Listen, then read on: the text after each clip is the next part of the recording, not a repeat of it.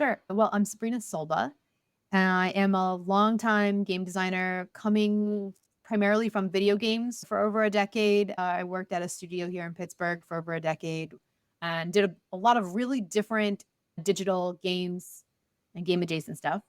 And now I'm doing primarily board games, and I have started a little design studio. It's called Ludoliminal.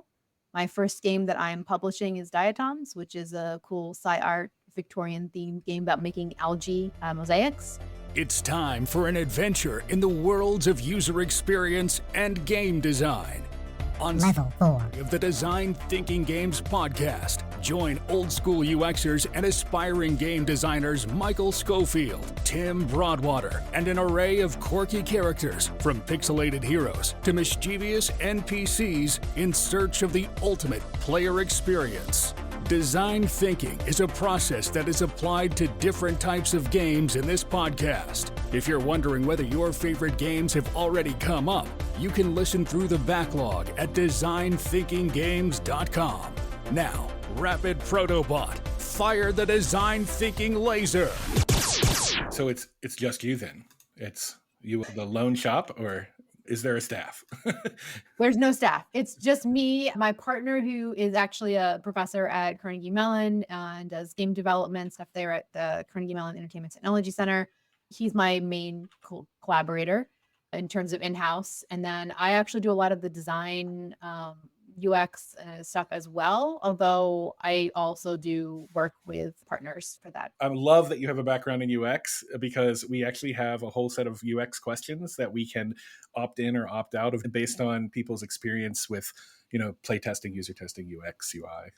Yeah, I love playtesting. And when I think about what I enjoy doing, I often prefer to use experience design because it's not just about game mechanics or game engine. It's really fundamentally what happens up here in the brain. And that's what I'm excited about delivering a great product for. So whether that's digital or analog or not a game, it's that experience design that I really enjoy. Going back to a very young Sabrina, child Sabrina, what was your interaction with like UX or games as a child? Do you have what's like your early gaming kind of memory? My tabletop experience was very, I'd say like baseline target now, the basics. Uno, Monopoly, Life, like that was what board games were in my world. My mom was very anti D&D, so I never played any tabletop games. That's because there were some unfortunate, well-publicized events that happened like in the 80s that got wrapped up with D&D.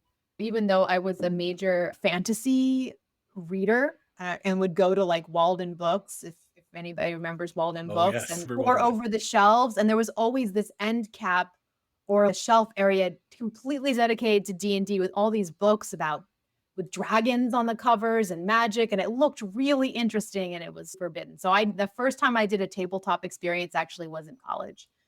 I played a lot of digital games, video games, mostly Nintendo, and then transitioning to PlayStation. So I did a lot of digital games, and that's how that's the main thread games wise that brought me into my career in game design, game development. How did you know you wanted to go into video games? I knew I wanted to do something with computers. And now in retrospect, you can see the pattern of interesting experiences that I had with games. And it all feels like, oh, maybe inevitable. But really, when I talk about why I am where I'm at, it's Sailor Moon. Are you familiar with Sailor Moon?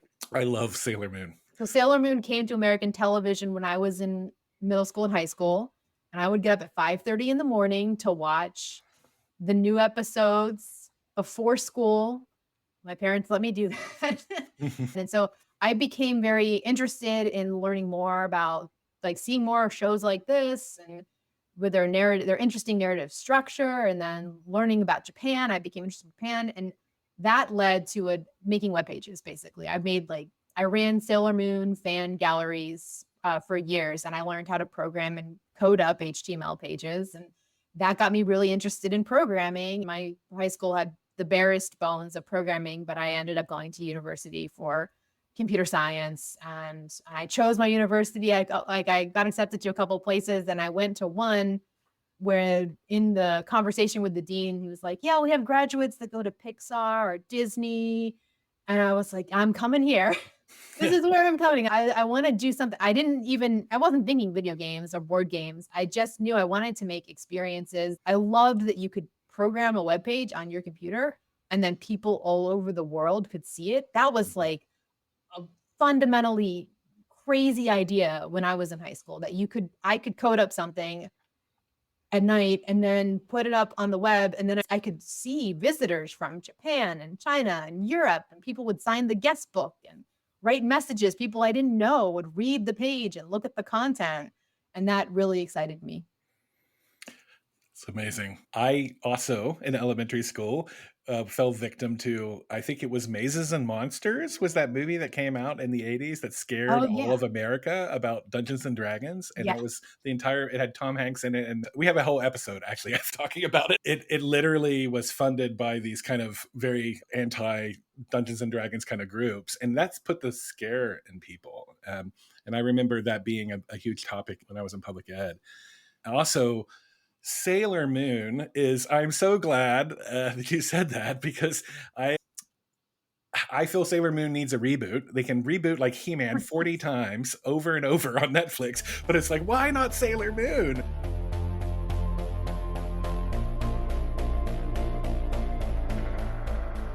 When did you decide video games to board games? Did that just happen over years, or? So it was kind of a combination of a couple of things. I'd been at this studio for over a decade, and it's a place where lots of really different projects. So it wasn't ever boring, but I was kind of feeling like, am I going to do this for the next 10 years? Like, what's my next move? And then I also had kids, and I had a 4-year-old.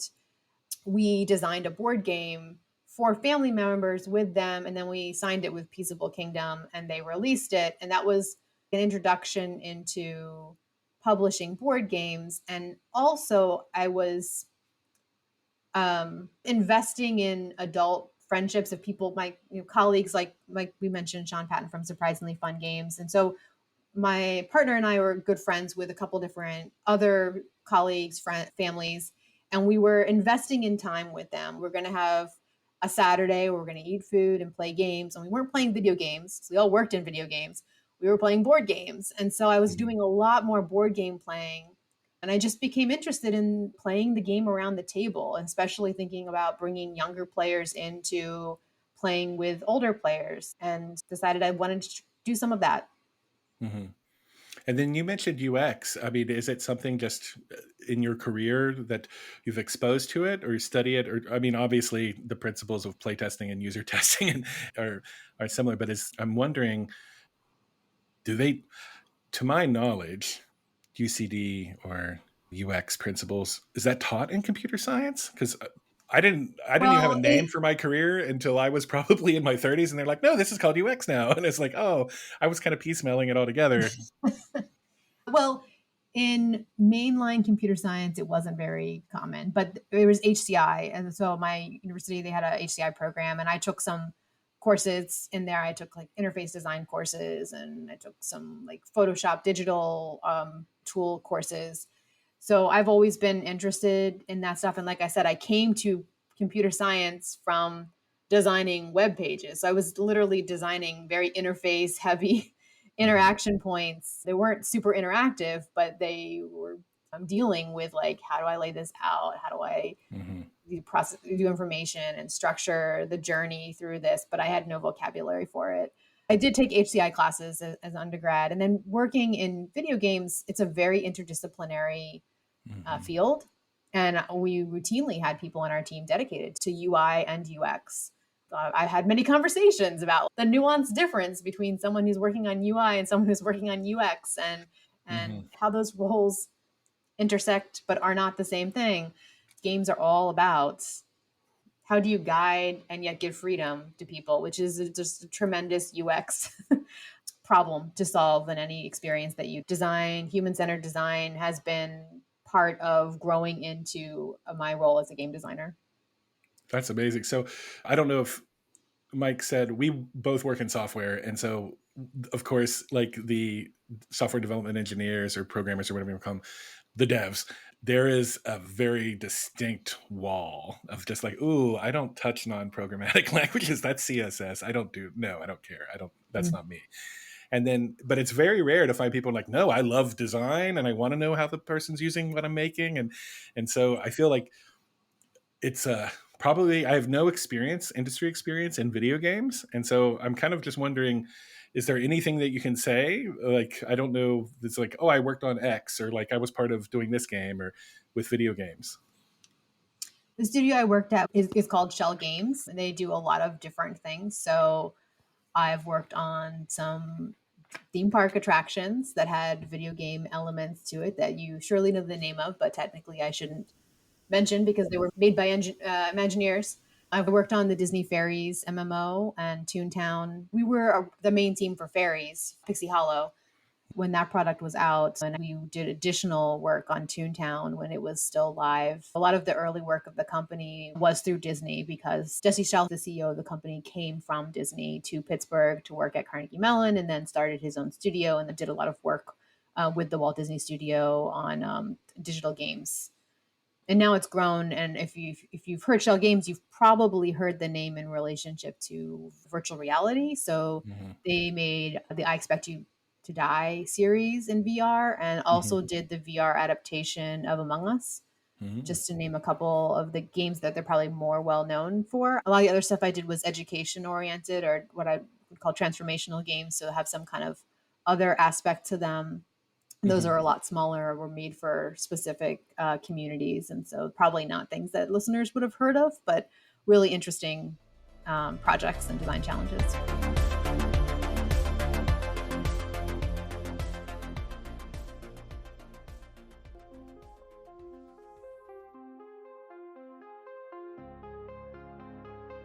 Thirst is a 2 to 4 player vampire versus vampire game of Dominion in which players become powerful, monstrous, and bloodthirsty vampires.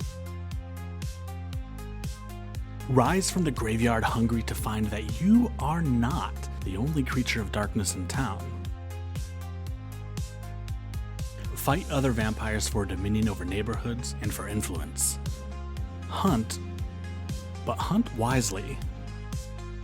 The first vampire to accrue an influence score of 10 wins and can finally slake their thirst. Thirst is on Kickstarter. Sign up to get notified of its launch at thirstboardgame.com. Find Thirst and other things we're working on at designthinkinggames.com. At what point did you decide to, and maybe you haven't, quit your job and started the design studio, or you're juggling a job? So when did you decide design studio or like board game studio? It's a complicated question. I wanted to do something different. Mm-hmm. I'd been at the studio for 13 years, like I mentioned. I was just feeling the itch to do something new and to maybe do more of what that was a lot of client work typically. I was thinking like, what can I make that's from me to offer the world? I left that job, not because it was bad in any way, just because I needed to leave it for me without really a plan. I did a little bit of consulting with applying game design to a couple different places, doing playtesting.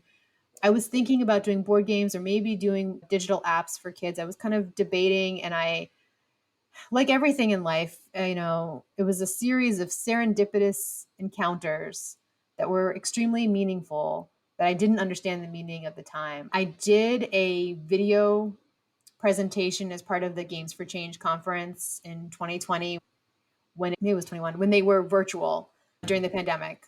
And I was Sims 4 with a kindergartner. It's a video essay about playing Sims 4 and sort of reflecting deeply on it with my 6-year-old. Mm-hmm. And it became very personal about her journey as a player and as a person, and a narrative treatise on our family in the context of the pandemic.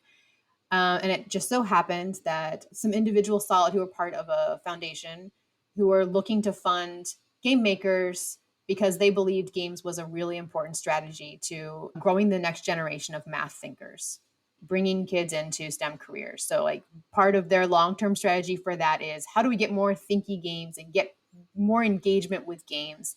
And we started chatting. I pitched some ideas of things I was thinking of doing, and they really liked the idea of a family board game. So I ended up getting funded from them for a year. Basically, they, in some sense, were a patron for my work, and I worked Wow. on a number of different prototypes. One of those was Fraxagon, which became Diatoms. So the game that Mhm. I'm releasing that's being manufactured right now came from that grant. But it all came because they happened to attend a video essay presentation that I did at a conference. It was an unlooked for opportunity.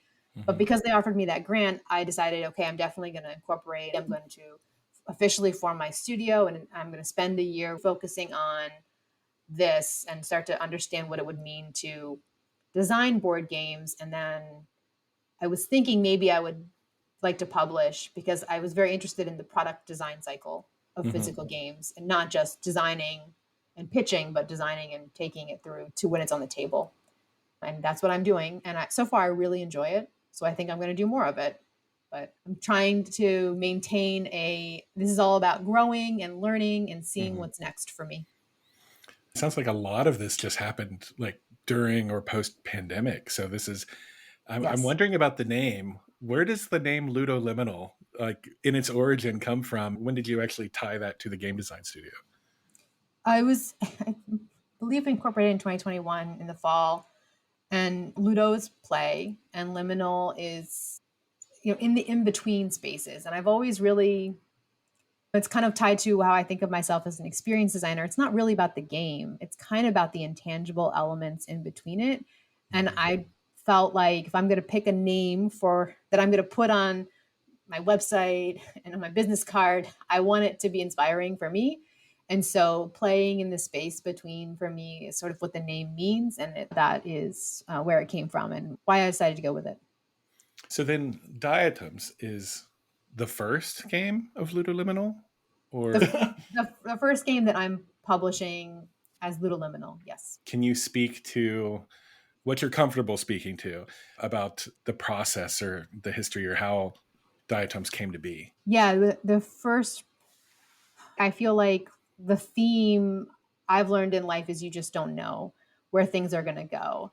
The first prototype of Diatoms, if you look at photos of it, there are aspects of that first prototype that look a lot like this final game that I've produced. But it had the diatoms as a theme, like microscopic algae, was nowhere in my brain. I was looking for design spaces that intersected with parts of math that people struggled with. Like when I spoke to adults, they still had this feeling of PTSD from this topic of math. And one of those was fractions. And from my prior work in educational games, I also knew that spatial reasoning, visual spatial reasoning, and the ability to sort of visualize transformations in your head, those are all predictors for success in math. And so I was thinking about a spatial reasoning game that had you make and play with fractions over and over again. And that was kind Mhm. of the basis. And I kept envisioning these hex tiles. And my first prototype, hand drawn hex tiles, had very similar makeup to the current hex tiles in Diatoms. And then that game existed as Fraxagon. So the fractions were very close to the surface in that game. You were placing the hexagon tiles and collecting fractions and kind of completing basically a bingo board. And it was compelling when you were playing it, but it didn't have any appeal. It didn't have any narrative. It didn't have any experience that would draw people in, and the fractions were very visible. And so, it, it even though I felt like the gameplay and the thinkiness of the game had a lot of promise, and it play tested well when players finished it, I didn't feel like it would come off the shelf. You know what I mean? No theme, no hook. Like, why do I want to take this game down and play it if I haven't already played it? Once you've Mhm. played it and you like that kind of a thinky gameplay, the game can speak for itself. But I think you need to invite players into an experience. And it didn't have any of that. It just had sort of the internal engine. And I was looking for how to make the game successful for players as an experience and therefore have a better chance of being a market success. And it kind of languished for about a year. And I took a version to Unpub in 2022 that actually was this crazy, very experimental. legacy style. It's just a deck of cards and you're playing through this iterative geometric experiment, learning about this alien species that's comprised of these crystals that propagate in certain patterns and they're actually communicating. So it's this very off the wall idea to try to get a theme for the game. So I was at Unpub playtesting that, which went terribly. It's a very interesting idea. I still have the prototype. I still think about it constantly, but it was like the first time I was playtesting publicly that version. And of course it was terrible and fraught with a lot of problems, even though it was interesting. But at Unpub, I went to the Baltimore Aquarium with my family and I saw a sign on the dolphin tank and it said, "We're growing beneficial algae."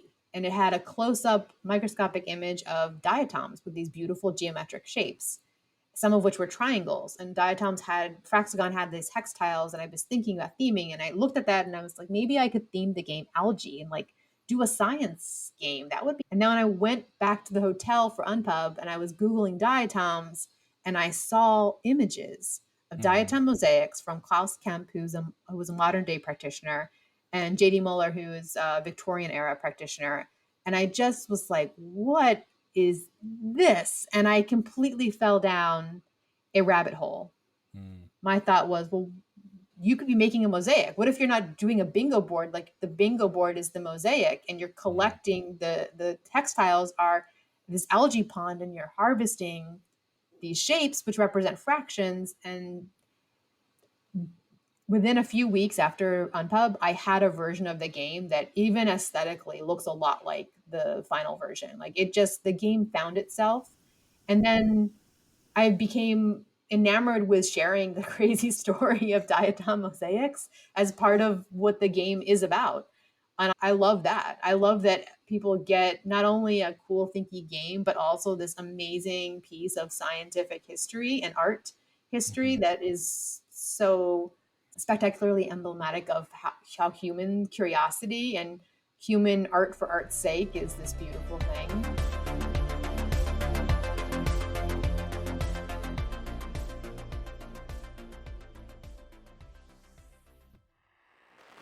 If you've stumbled onto this station, welcome back. Your host, Mr. Graves, returns with a brand new collection of terrifying tales designed to chill you to the bone. Make the biggest discovery this world has ever seen. What is happening to me? We also have an assortment of characters that are just dying to meet you. It took him to hell. Can you understand us better now?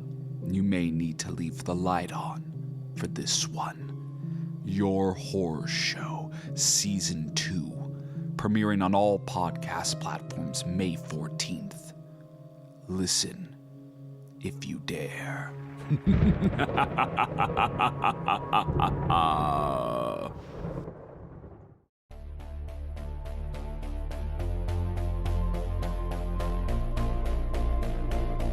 Thank you, Baltimore Aquarium. I think that's kind of like, it's a beautiful, it's one of the most phenomenal. There. Unfortunately, I was there last year and the sign is no longer there, but I have a photo. I'm so glad my past self took a photo of it. Yeah, it was just serendipity. I love that aquarium too. And then for Prime to kind of visit, because I love the descending shark tank where you're actually going down and you're just being swung around by sharks. I also love that. Now I'm going every year as I'm going to Unpub. We're going to the Baltimore Aquarium. We became members. Oh, nice. That's great. That's phenomenal.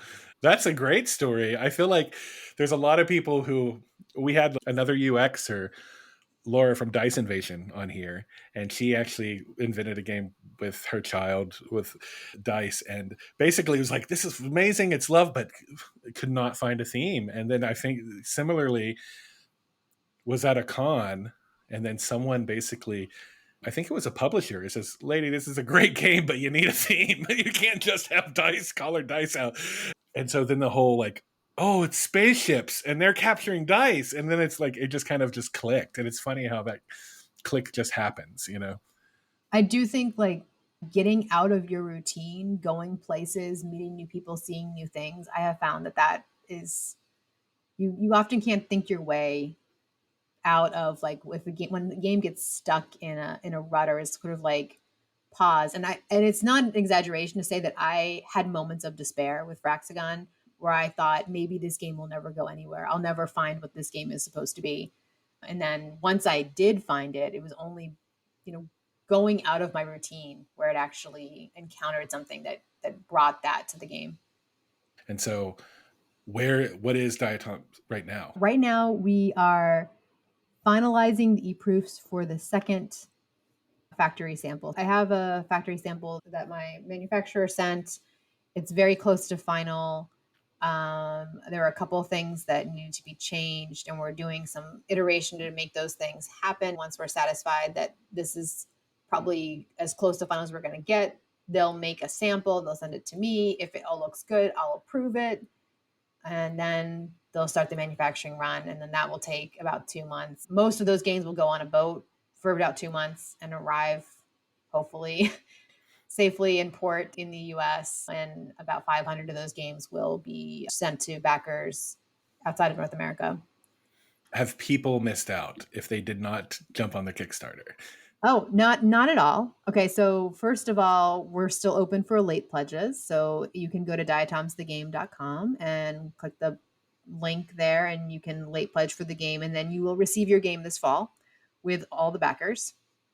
And then next year, I don't know exactly when, but end of Q1, Q2, sometime in that range, the game will come out for retail and will be available to some extent. I am printing additional copies of the game, and I have a partnership with 25th Century Games to release the game under their label so that it will go into distribution with them. What else is out there for Ludoliminal? Are there other games what can you speak to comfortably? Other ideas, other themes, other things in the work? There are and have been other games. Diatoms was not intended to be the first game. Diatoms is nobody's first game. It's not the game you would advise anybody to make. It's got dual layer boards and different types of complicated tiles, and it's a lot of pieces. The first It's game you should beautiful. make It's a should be beautiful cards. game. Yeah, very pretty. And it's been a pleasure to work on. I'm quite happy with how things are going. I think the game will be as beautiful as it has the potential to be, and I'm excited about that. But it's a complicated game, and I intended to do a different game as the first release, a game that was just cards and dice. That game didn't find itself, didn't come together. I'm still working on that game, actually.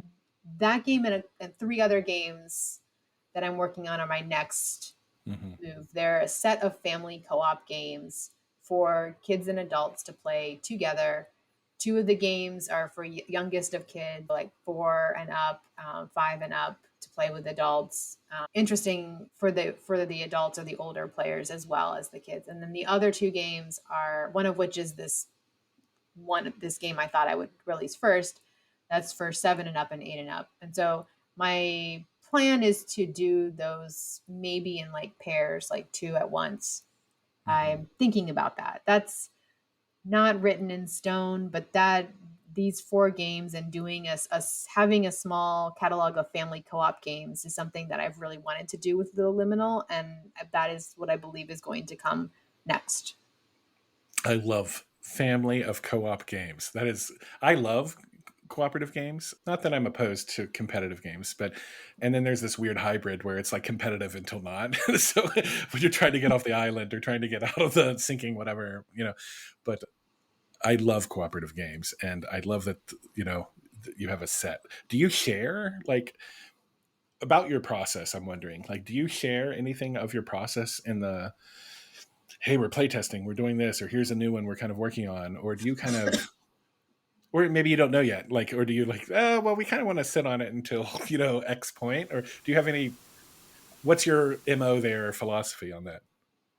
Oh, I definitely share. I'm not a huge, like, I don't write blog entries, like doing deep dive analysis of process, etc. I've done a little bit of sharing. I did a couple posts on BGG for Diatoms. I mostly like to share kind of like in the day of, like on Instagram, that's my preferred social platform because I like the pairing of a visual or a video with a brief amount of text. I feel like that's sort of at a level that you get a little peek behind the curtain. And then, of course, I do playtesting. Three of the games, no, all of the games these 4 games, they've all gone to playtesting locally here in Pittsburgh, including blind playtesting with rules that are nowhere close to final at all. But that's my primary playtesting mechanism for family games and even I did that also with Diatoms and Fraxagon. I have local families. I put out a call, families sign up, I drop off the game or I mail them the game. They have a period to play it without me there, and then they give their feedback. And then I'm also, as you mentioned, I've started up in collaboration with Carnegie Mellon Center for Transformational Play, a Pittsburgh playtest event that's happening monthly. And I've now started bringing those games to those playtest events. For Diatoms, I ended up doing a lot of online playtesting towards the end of development. I got hooked into some Discord communities and I implemented the game into Screentop and TTS, and I did a lot of playtesting that way. For the family co-op games, I have some of them in digital form factor, but it's not really as representative of an experience. So I'm mostly going to be doing physical in-person playtesting for those games. That's a great opportunity that you're extending. I've wanted to attend, but life, of course. And so then we always kind of like, okay, we'll just have to go to Discord communities or Tabletopia or Tabletop Sim, to get to the playtesting. And unfortunately, that is convenient, but there is something about like, no, you actually physically have to make something when you're in space. But then it's like, oh, how does it feel? What's the weight? So I definitely think that that's an amazing thing. How do people find out more about that playtesting opportunity? Well, I wish I could give you the URL, but it's not directing properly. Hopefully by the time this airs, you can go to pittsburghplaytest.com. Right now, you can go to ludoliminal.com/PittsburghPlaytest/ and it'll take you to the landing page that we just put together. Before we were operating under a link tree on like a Google Doc that we published, but we're starting to believe that this will be something we continue to do. So we've been putting together a little landing page with some more permanent information and kind of ready to promote it a little bit more and bring in more folks. The next, we are welcoming to all ages. You can bring kids as long as they have a guardian with them. Masks are welcome and encouraged for anybody who has health concerns.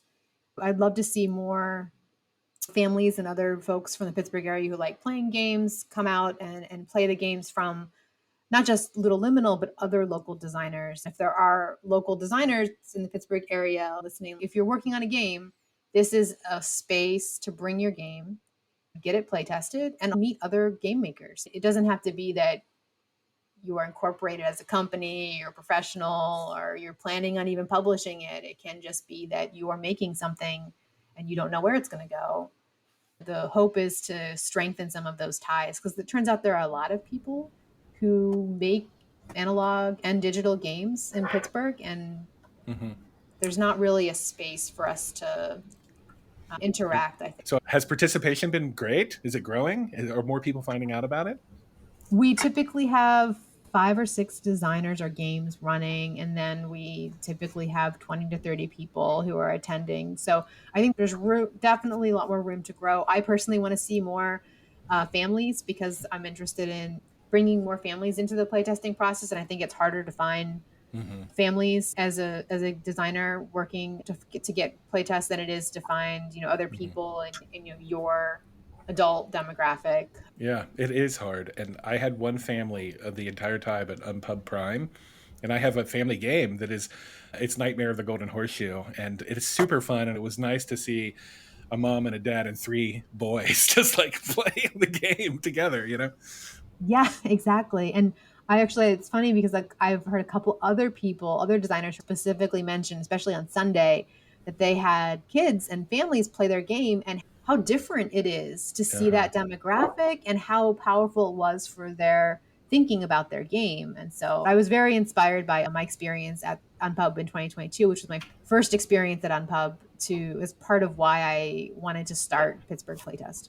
You're doing the good work so out there for game designers. And I think you are correct. It is very different when you have advanced gamers or other game designers playing your game.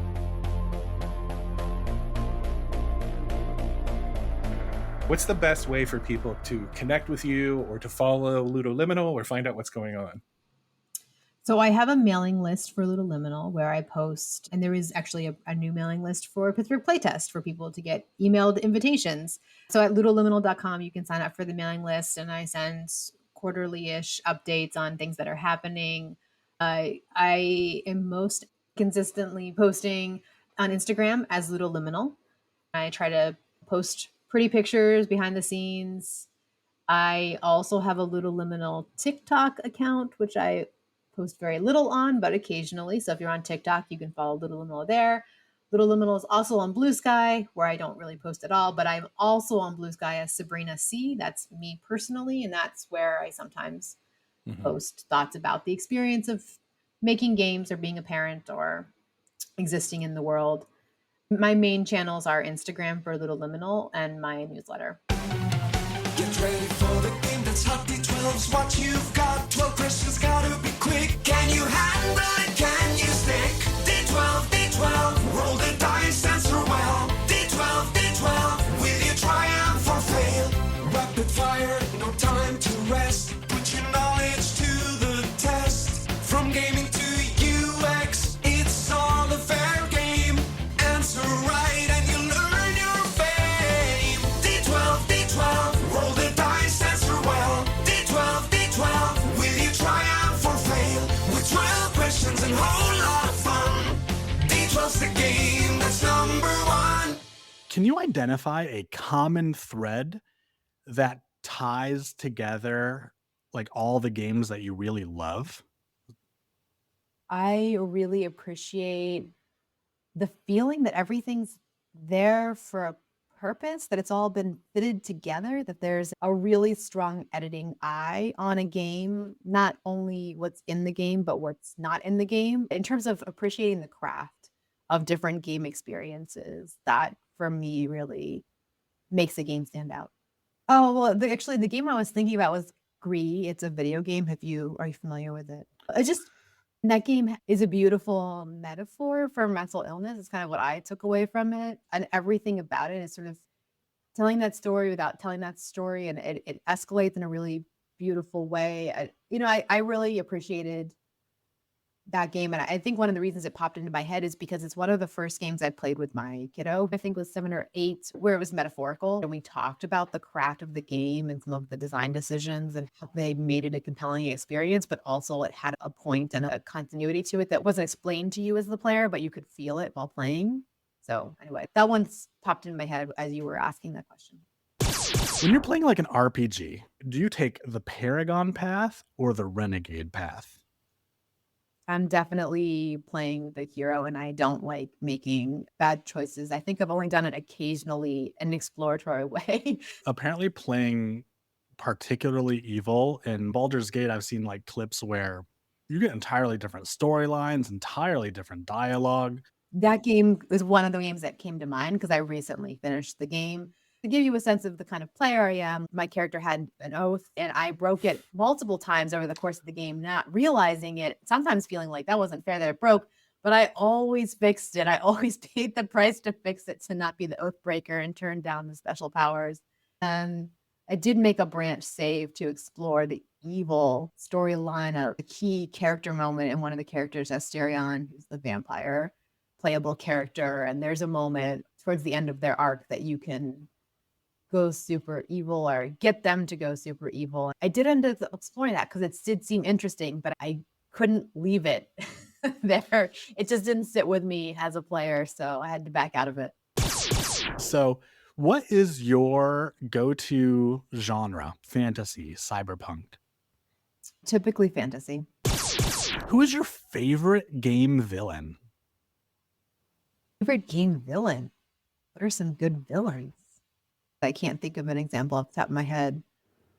We can rotate back because literally the next question I rolled was a 3, and its favorite game, Hero. Oh, both sides of it. The Oh, man. dyad of hard choices. I really enjoyed the Horizon series, Horizon Zero Dawn series, and the journey that that character took and the slow unraveling of, okay, what is this world and where does this character even come from? I don't know if you played that series, but it's an interesting contrast to Baldur's Gate because they're both really fabulous games in their own right, but also take very different tacks on how to tell a really narrative story. I think Aloy is the main character. It's named, if I remember correctly. I really enjoyed going on that journey as that character and getting all the lore of the world. And I'm not like a super lore person. I don't need to read every scrap of paper, but that game really did a great job of pacing out the lore and of the individual character story and the world story. Back to villain. Probably the last major game that had a big villain was Legend of Zelda. Oh, yeah. Not Tears of the Kingdom, the other one. My brain is not firing. No, that's the whole point of Re12. What was the one before Tears of the Kingdom? That's what's being played right now. Breath of the Wild. Ganon's an interesting character in the Breath of the Wild series, like in terms of the ongoing escalation of him as a boogeyman, enemy, villain character. Not a very deep villain, but it was a fun game to play through. So what is a popular but overrated game? Oh my gosh. Well, don't hate me, but I'm going to put Baldur's Gate out there. And I really enjoyed Baldur's Gate and I beat it. I finished it. However, I played it on the PS5, so I'll give that caveat. I had so many issues with usability and tedium in that game. Ooh, interesting. In contrast, Horizon Zero Dawn, gorgeous game. Everything fits. Like, it all comes back to like editing. For me, like, the Horizon games are super well edited into like everything's there, it belongs there, it works well. At least that was how I felt as a player. And then in Baldur's Gate, there were often things where like, oh gosh, why is inventory management so hard and such a huge part of this game? And why is these Act 3? I just had this amazing Act 2, and now I'm doing like 3 or 4 hours of fetch quest minimum to like progress. And it's, like I just had some things that really bothered me that were kind of more about editing than about the game's like overall potential and the amount of amazing work in that game. Like, it is an amazing game, but there was a lot of rough edges too, I felt. And I heard a lot of people talking. I mean, they won Game of the Year in so many different ways. A lot of people really loved the game, and I did too, but I did wonder about so much of the usability frustrations and rough edges in various places. What is the best cheat code that you've ever used? I'll say the best cheat codes to use are in The Sims. Just give yourself unlimited money, because like it's just fun to build in that game, and you're so throttled if you don't do that. And you have to play. Sims is a game where it's more of a building experience when I engage in it. So cheat codes in The Sims. Imagine that you are an anthropomorphized first-person shooter. Who are you? What world are you in? And what comes out of your gun? I'm an anthropomorphized first-person shooter. Oh man, I'm just gonna go with like what I think would be like fun. So I'm gonna do like rainbow bubbles, like shooting out rainbow bubbles and making things levitate or crazy stuff happen. Sweet. Like, I'm not a huge first-person shooter gun violence person typically in my gameplay, but I do enjoy like frenetic, zany action at times. So I would go with crazy rainbow bubbles. What type of gamer, board gamer, card gamer, TTRPG player, video gamer, geocacher? Geocacher. I went through a period of playing a lot of geocaching. Yeah, the things I probably play the most of right now is board games, followed closely by video games. I haven't done a ton of TTRPGs. I'm actually in a 3-year D&D campaign, but it's my first time really getting into a tabletop RPG. If you were a color mode, RGB, hexadecimal, Pantone, what color mode are you? I'm going to go with CMYK. I think I like the breakdown of the colors. The default look of the CMYK color model is more my like straight hardcore red green, blue. It's not like those primary colors is not my typical color model. It's a better palette. It's not like my ideal palette, but I think it's a better palette. So that's why it feels more me. What is an underrated game that you think deserves more limelight? I don't think it's that obscure, but it's quite old. So Loom, do you ever play Loom? Yes. Tell people about Loom. Captured my imagination as a kid, and I really didn't have access to a lot of games like that. I don't even know how we got Loom. I think maybe it came. There was a period of time where you could go to like a Staples or something and buy a CD of like just 100. It was like when you could buy like Commander Keen or a whole bunch of like crazy games all on one CD. They were all bundled together. It has like a music mechanic. It's got some beautiful, gorgeous pixely art in it. It's not even that long of a game. And then I had never played the Secret of Monkey Island games until I met my partner. And then we just played them all together, devoured them. But there's a Easter egg in that game where a character is wearing or asked me about Loom pin, and which I was just like, I played Loom, but I never got to the Secret of Monkey Island games. So when I played that later as an adult with him, it was this very charming collision of my childhood and his childhood. That is a good story. Secret of Monkey Island, I don't think I ever got outside of I remember very early, it must be like level 1 or whatever. You end up in basically a tavern or something, and you have to bring the frying pan to the cook. You have to do all of these super obscure things just to get out of there. And I never got out of there. And I spent hours walking around. Yeah, just going back. And there's like a bird that lands on you. The tavern is where this Easter egg is. Oh, is that where it is? You talk to one of the pirates, and like the game is like very low res, 8-bit graphics, and then a full screen, like highly detailed pixel art screen comes up of this pirate's face, and he's wearing a pin that says "Ask me about Loom," and he'll do a sales pitch for Loom. And then when we got married, we made pins. We made a game for our wedding. It was called Sabrina and Days Adventure, SATA. And then we made pins for everybody that asked me about SATA, and it was the same like white bordered oval with blue background. Wow. Yeah. So there you go. I think you can play it. I think there's emulators out there. You can still Loom, get it. Titanic Adventure Out of Time, Gabriel Knight 2, The Beast with It. All the kids will love this. I just rolled the die, but this is actually our ultimate question. What is your earliest palpably positive gaming memory? Palpably positive.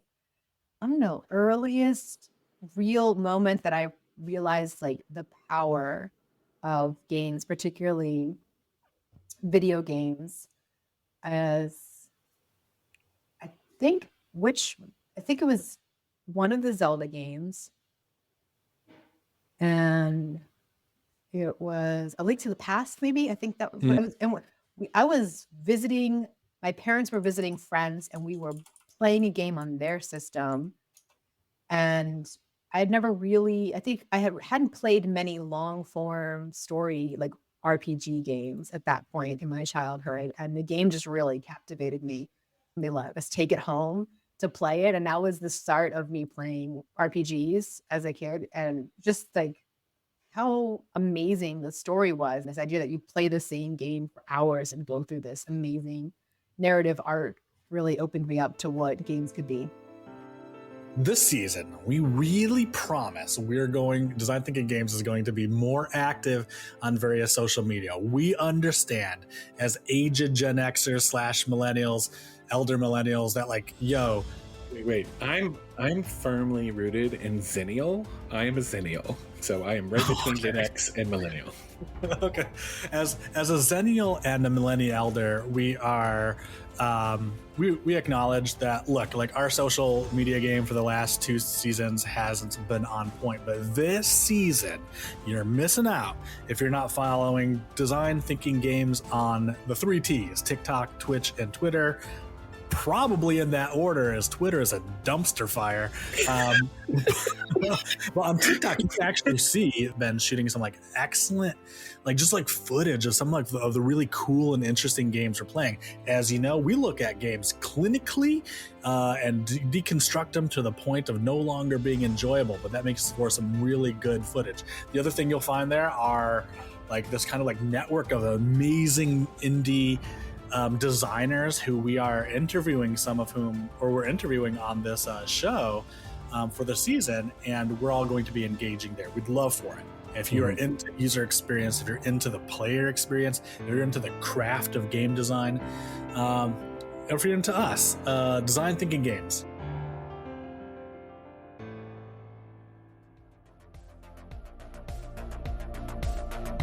Thank you for listening and connecting with Design Thinking Games on TikTok, Twitch, and Twitter. You can also check out designthinkinggames.com to request topics, ask questions, or see what else is going on. Until next time, game on.